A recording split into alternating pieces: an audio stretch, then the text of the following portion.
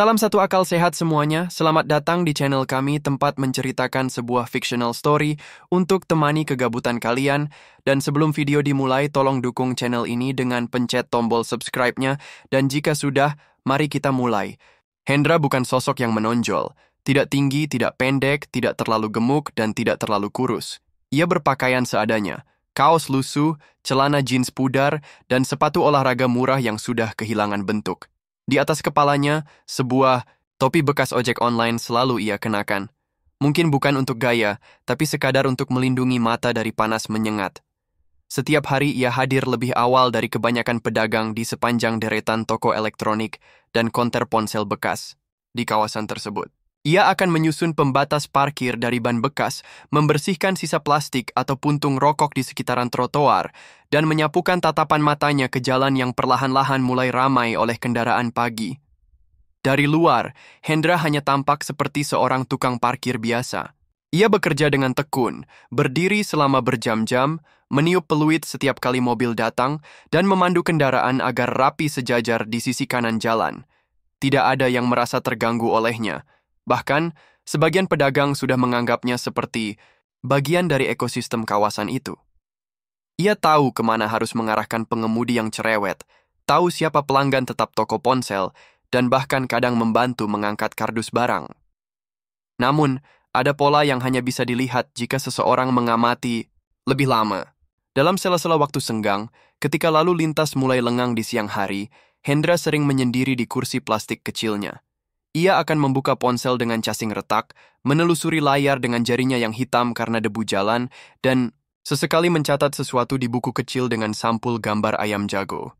Buku itu selalu diselipkan di balik rompinya dan tidak pernah ia tinggalkan begitu saja di tempat umum.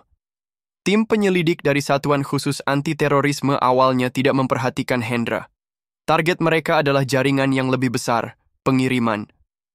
Orang-orang Indonesia ke luar negeri untuk dipekerjakan sebagai operator penipuan daring dalam kondisi kerja yang mengarah ke perbudakan modern. Namun setelah mengikuti pola pergerakan orang-orang yang diberangkatkan secara ilegal ke Kamboja, nama Hendra mulai muncul berulang kali. Ia tidak masuk daftar hitam imigrasi, tidak punya paspor, tidak pernah bepergian ke luar negeri, tapi rekam jejak komunikasi digitalnya mengindikasikan bahwa ia terhubung dengan sejumlah nomor dari Batam, Pontianak, dan Medan, 3 kota yang belakangan diketahui menjadi titik transit sebelum para korban dipindahkan ke luar negeri secara diam-diam. Lebih dari satu kasus penghilangan orang muda, usia yang sempat dicurigai sebagai korban perekrutan ilegal ternyata berawal dari teman atau kenalan yang memperkenalkan mereka kepada seseorang bernama Hendra yang katanya bisa membantu cari kerja cepat di luar negeri. Pekerjaan itu disebut tidak berat. Cukup duduk di kantor, hanya perlu paham komputer sedikit, dan semuanya sudah disiapkan. Tiket? Diurus. Akomodasi? Disediakan. Visa? Katanya tidak perlu, karena akan pakai jalur khusus. Semakin banyak laporan yang datang, semakin terlihat bahwa Hendra bukan hanya perantara biasa. Ia aktif mencari calon korban. Sasaran utamanya adalah mereka yang baru saja dirumahkan dari pabrik, pedagang kecil yang bangkrut, sopir ojek daring yang kehilangan motor karena kredit macet, hingga para pengangguran yang mulai putus asa.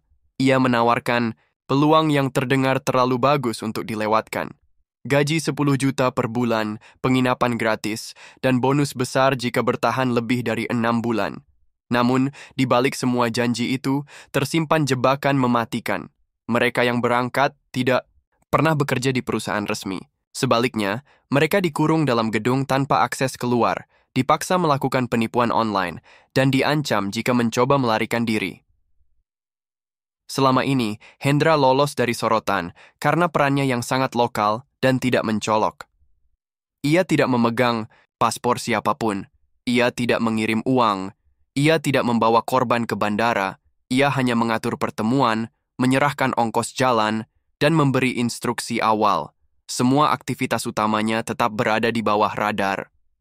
Bagi warga sekitar, Hendra justru terlihat seperti sosok yang baik. Ia pernah membelikan gorengan untuk anak pengamen, membantu seorang pedagang yang jatuh pingsan karena panas, dan dikenal tidak pernah membuat masalah. Tapi apa yang tidak diketahui banyak orang adalah bahwa semua itu hanyalah permukaan. Di balik sikap baik itu, ia adalah salah satu simpul penting dalam jaringan perekrutan ilegal yang perlahan mengakar. Sumber dana yang ia terima datang dari jalur rumit. Bukan langsung dari luar negeri, tapi dari sesama perekrut lapangan yang lebih senior melalui rekening-rekening tak bernama. Ia dibayar berdasarkan kuota. Setiap 5 orang berhasil diberangkatkan, ia menerima 10 juta. Dalam sebulan, rata-rata ia bisa mengumpulkan 2 hingga 3 kelompok. Dalam setahun terakhir, ada setidaknya 120 orang yang diduga direkrut melalui jaringan yang mengarah kepadanya. Kawasan tempat Hendra bekerja bukan daerah elit, tapi justru karena itulah ia bisa beroperasi dengan aman. Tidak banyak CCTV, tidak ada patroli imigrasi, dan semua orang sibuk dengan urusan masing-masing. Isirmon setidaknya pernah membawa banyak uang tunai, nggak memakai kendaraan mencolok, dan selalu menggunakan kartu SIM baru setiap bulan. Saat ini Densus 88 belum bergerak. Mereka menunggu pola yang lebih kuat. Mereka ingin melihat siapa yang datang menjemput korban, kemana mereka dibawa setelah menerima ongkos jalan, dan siapa yang berperan di atas Hendra.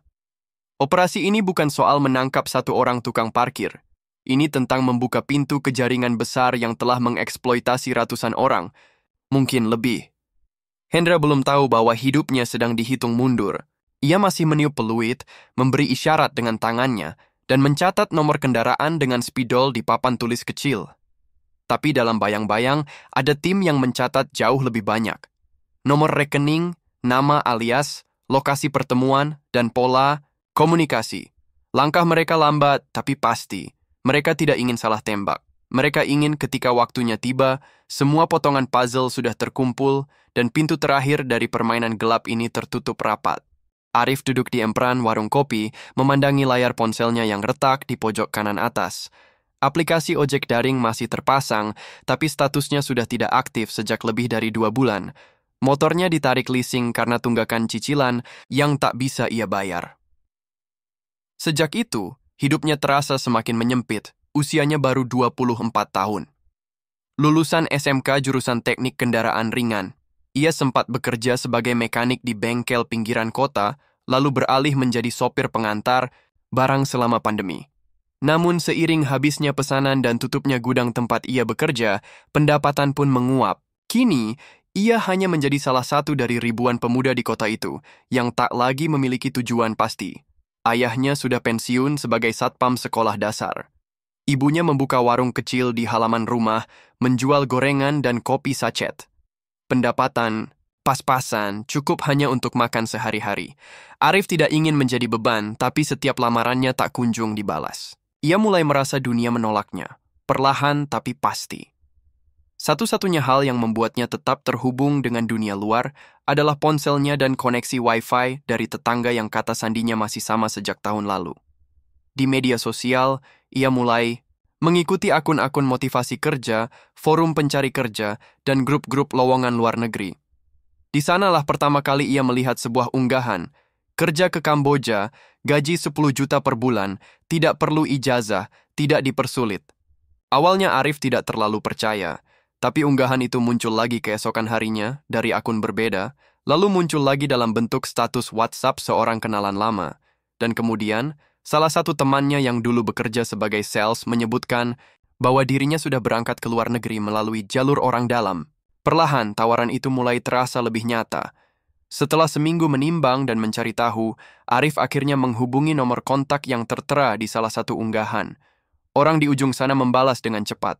Katanya, sistemnya mudah. Ya hanya perlu mengisi data diri, menyerahkan fotokopi KTP, dan menunggu konfirmasi dari penyedia kerja. Semuanya akan diurus, tidak perlu uang muka. Tiket akan disiapkan. Yang membuat Arif tertarik bukan hanya jumlah gajinya, tapi juga kesederhanaan prosesnya. Tawaran itu berbeda dengan proses resmi menjadi TKI yang panjang dan berbelit.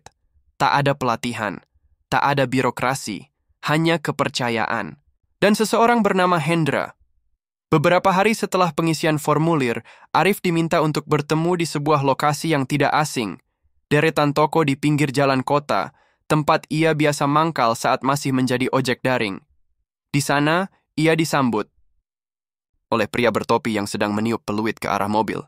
Hendra hanya mengangguk singkat, lalu menyerahkan amplop berisi uang tunai 500.000 dan selembar tiket bus ke Batam. Tidak ada penjelasan panjang, hanya pesan singkat lewat WhatsApp. Ikuti petunjuk, sampai Batam akan dijemput.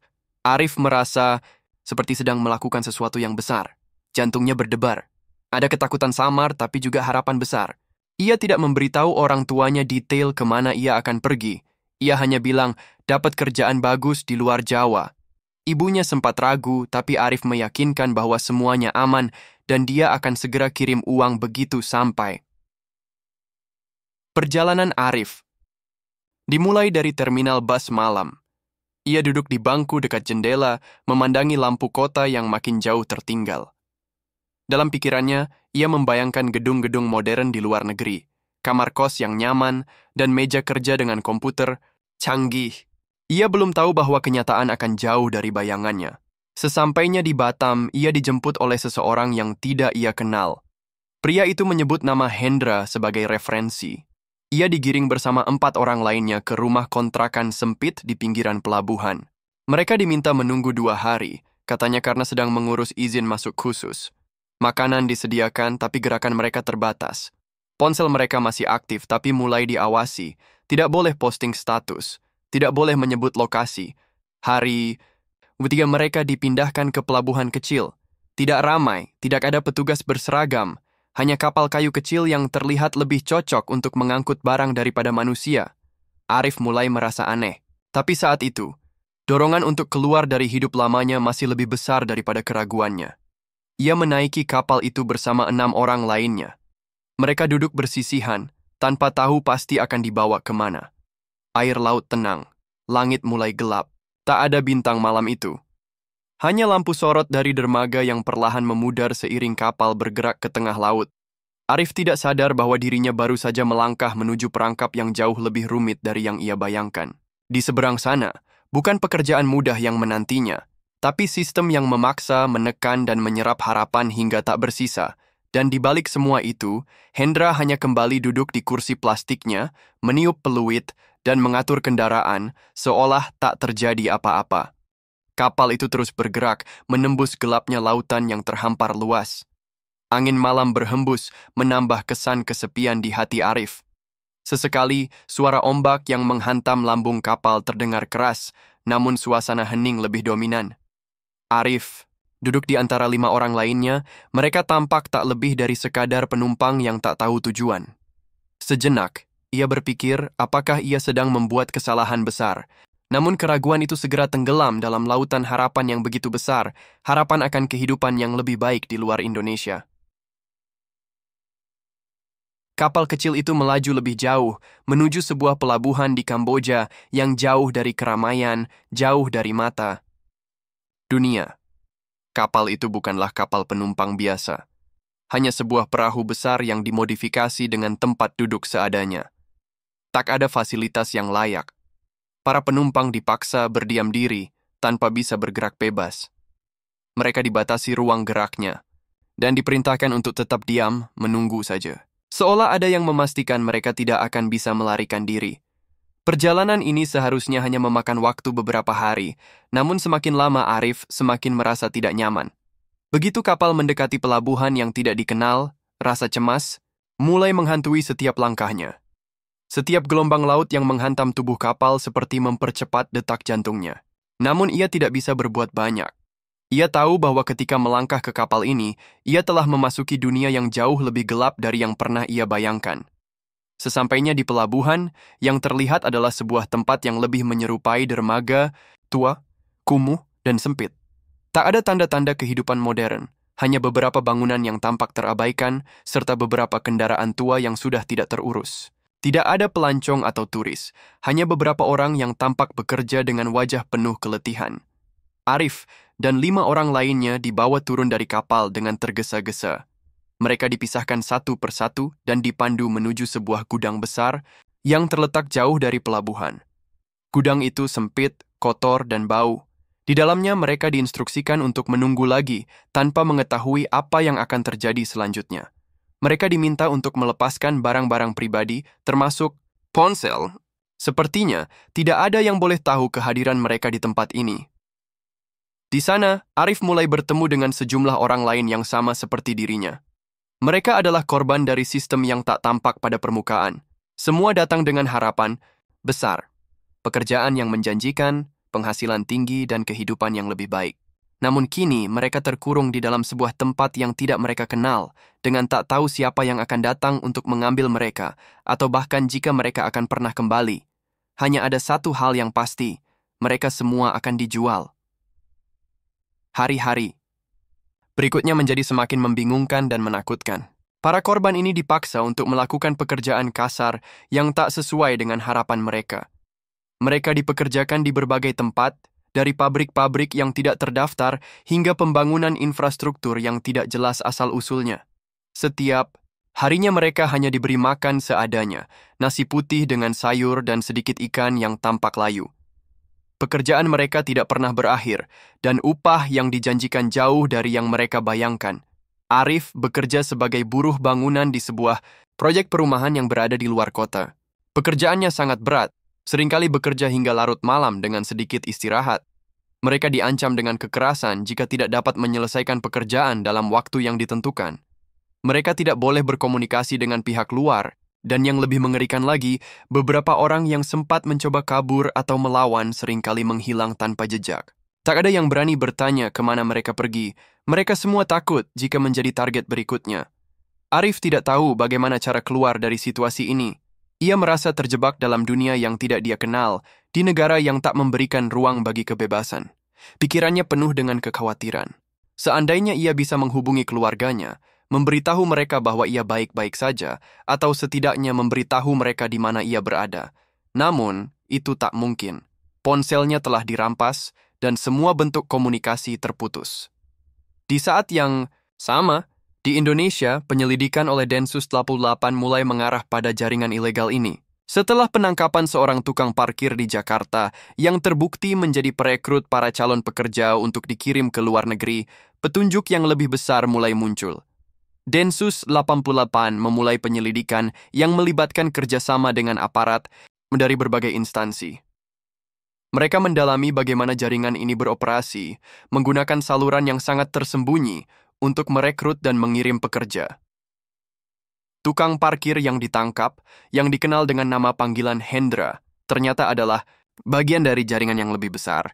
Dari penyelidikan, Densus 88 menemukan bahwa ada beberapa tempat yang berfungsi sebagai jalur perekrutan dari Jakarta hingga beberapa kota besar lainnya. Para pekerja diiming-imingi gaji tinggi dan proses yang mudah, namun kenyataan yang mereka hadapi jauh berbeda. Mereka tidak hanya dibawa ke negara yang tidak dikenal, tetapi juga dijadikan korban eksploitasi tenaga kerja. Mereka dipaksa bekerja di bawah ancaman dan diperlakukan dengan kekerasan fisik maupun mental. Arif adalah salah satu dari banyak korban yang terjebak dalam jaringan ini.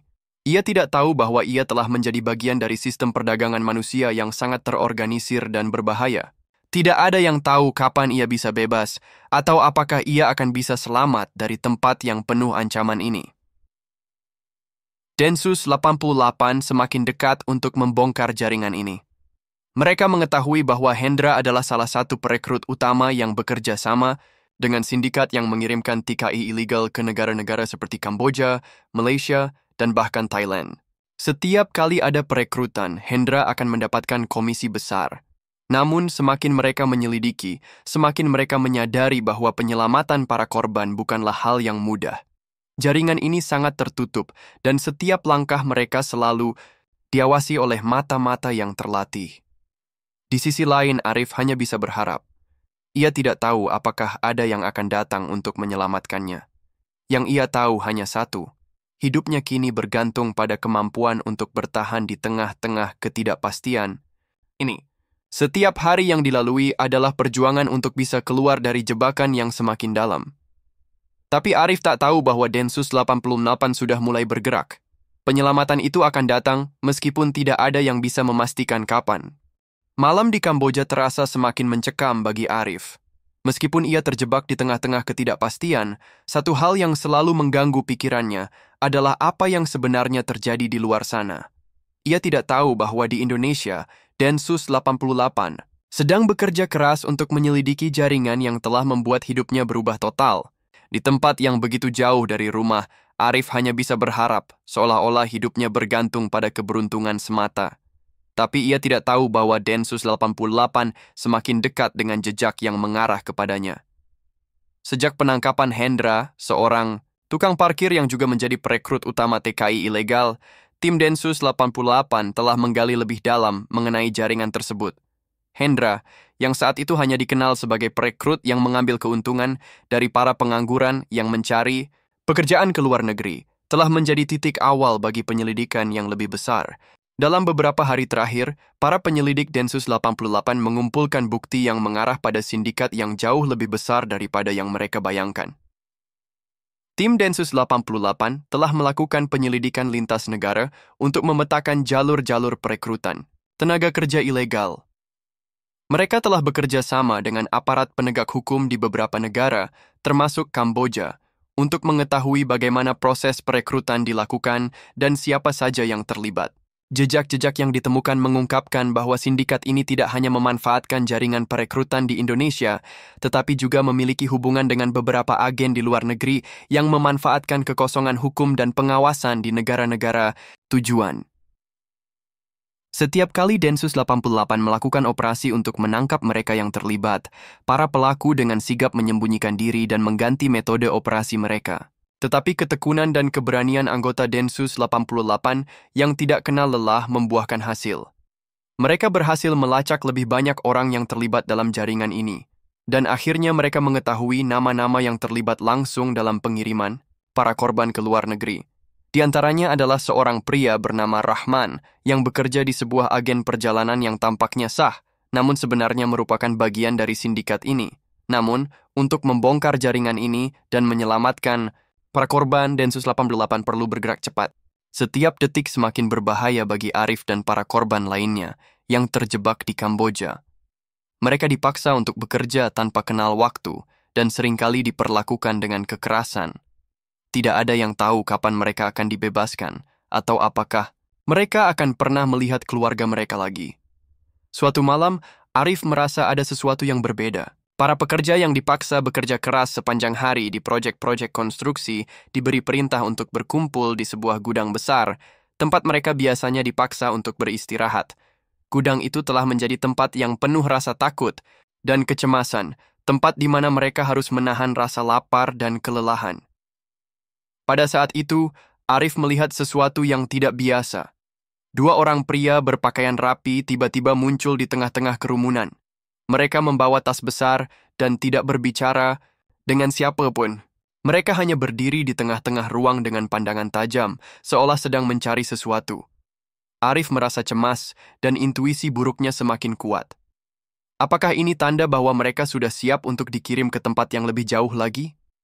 Ataukah ini pertanda bahwa mereka akan dipindahkan ke tempat yang lebih buruk?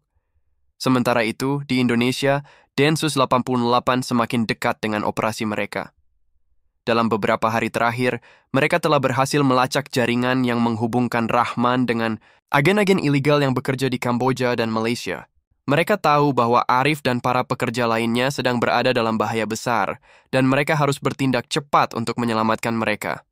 Tim Densus 88 akhirnya merencanakan operasi besar-besaran. Mereka menghubungi aparat penegak hukum di Kamboja untuk melakukan razia di tempat-tempat yang dicurigai menjadi pusat pengumpulan para pekerja ilegal. Mereka juga berkoordinasi dengan pihak berwenang di pelabuhan-pelabuhan utama untuk menahan setiap kapal yang mencoba mengirim pekerja ke luar negeri. Setiap langkah harus dilakukan dengan hati-hati, karena mereka tahu bahwa jaringan ini memiliki koneksi yang sangat kuat dan bisa berbahaya jika mereka melakukan kesalahan. Di Kamboja, Arif merasakan sesuatu yang buruk sedang terjadi. Semakin lama, kondisi fisiknya semakin menurun. Ia merasa terjebak dalam labirin yang tak bisa ia selesaikan, di tengah-tengah ketakutan dan keputusasaan. Namun, ia masih berharap akan ada bantuan yang datang. Pada suatu malam, sekitar pukul 2 dini hari, ketika sebagian besar pekerja sedang tertidur lelap dalam gudang gelap yang mereka tempati, suara keras tiba-tiba terdengar. Pintu gudang dibuka dengan kasar, dan beberapa orang berseragam tiba-tiba masuk, membawa lampu senter yang menyilaukan. Pekerja yang terkejut mulai bangun, bingung dan ketakutan. Apa yang sedang terjadi? Apakah mereka akan dipindahkan lagi ke tempat yang lebih buruk? Arif hanya bisa menahan napas, berharap ini bukan akhir dari segalanya. Ternyata suara itu bukan berasal dari kelompok sindikat yang membawa mereka ke Kamboja. Itu adalah suara dari pihak berwenang, tim Densus 88 bersama aparat keamanan Kamboja yang telah bekerja sama untuk menyelamatkan mereka. Dengan sigap, mereka mengamankan lokasi dan memastikan bahwa tidak ada satupun pekerja yang bisa melarikan diri. Para anggota sindikat yang berada di lokasi itu langsung dibekuk tanpa perlawanan, berarti sebagian melarikan diri, namun sebagian besar tertangkap. Arif merasa seperti beban berat yang menghimpit dadanya akhirnya hilang. Ia dan pekerja lainnya segera dipindahkan ke tempat yang lebih aman. Setelah itu, mereka diberi makan dan diobati. Arif tak percaya bahwa ia akhirnya bisa bebas dari cengkeraman jaringan yang telah mengubah hidupnya. Ia tidak bisa menahan air mata haru meskipun ia tahu perjalanannya masih jauh. Ia telah kehilangan banyak, namun ia masih punya kesempatan untuk kembali ke Indonesia, ke rumah yang sudah lama tidak ia lihat. Setelah beberapa hari, Arif dan para pekerja lainnya akhirnya dibawa ke Kedutaan Besar Indonesia di Kamboja, di mana mereka diberikan perlindungan. Mereka kemudian dipulangkan ke tanah air dengan pesawat yang disiapkan oleh pemerintah Indonesia. Arif tidak tahu apakah ia akan kembali ke Kamboja lagi. Yang ia tahu, pengalaman pahit yang ia alami akan terus menjadi pelajaran berharga untuk dirinya dan orang-orang di sekitarnya. Di Indonesia, penyelidikan Densus 88 tidak berhenti di situ. Meskipun operasi besar-besaran ini berhasil menyelamatkan para korban, mereka tahu bahwa masih ada banyak jaringan serupa yang harus dibongkar.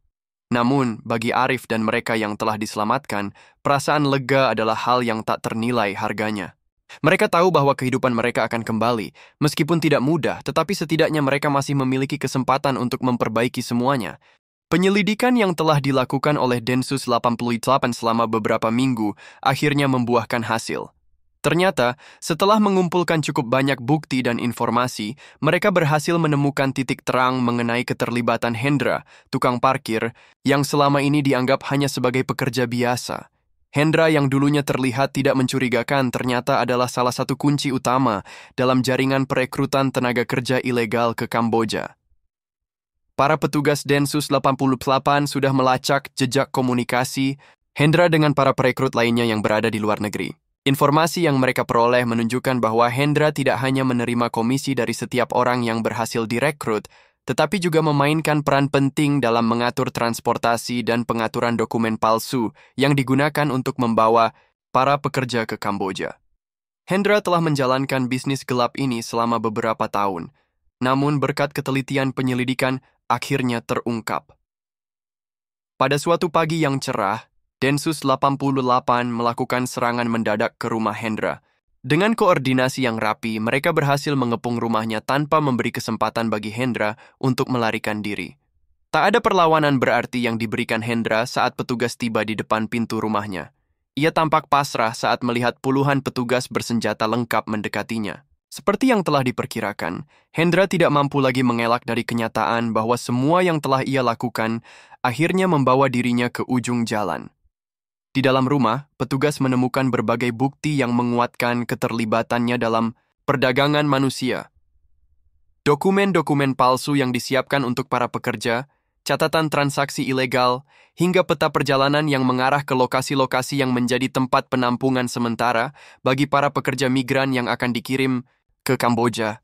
Semua bukti tersebut mengarah langsung pada Hendra. Tanpa banyak kata, Hendra dibawa ke kantor polisi untuk diperiksa lebih lanjut. Selama proses interogasi, ia akhirnya mengakui semua perbuatannya.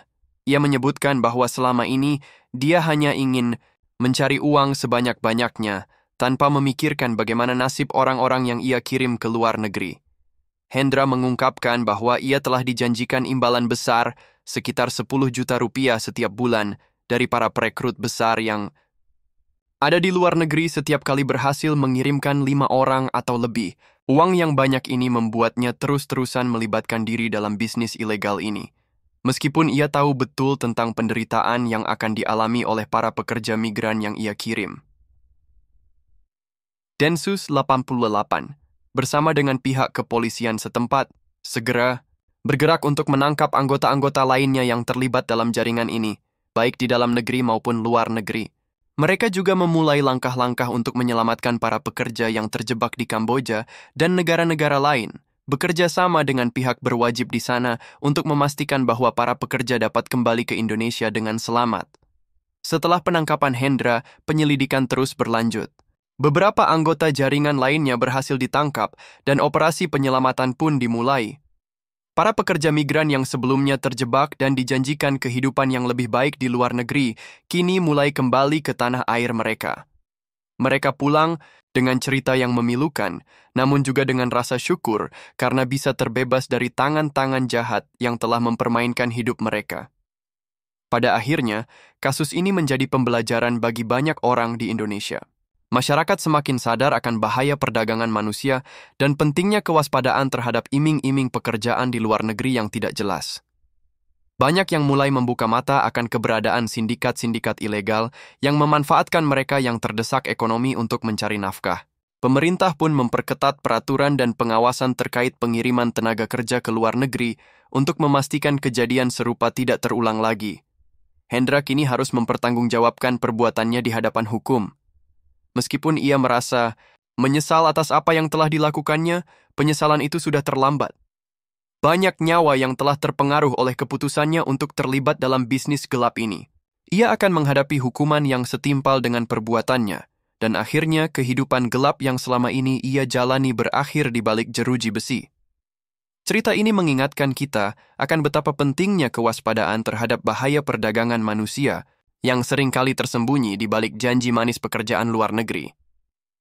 Semua pihak, baik pemerintah, masyarakat, dan individu, harus terus bekerja sama untuk memberantas kejahatan ini, memastikan bahwa tidak ada lagi yang menjadi korban. Dan, dengan ditangkapnya Hendra, berakhirlah jejak gelap yang telah lama menghantui kehidupan banyak orang.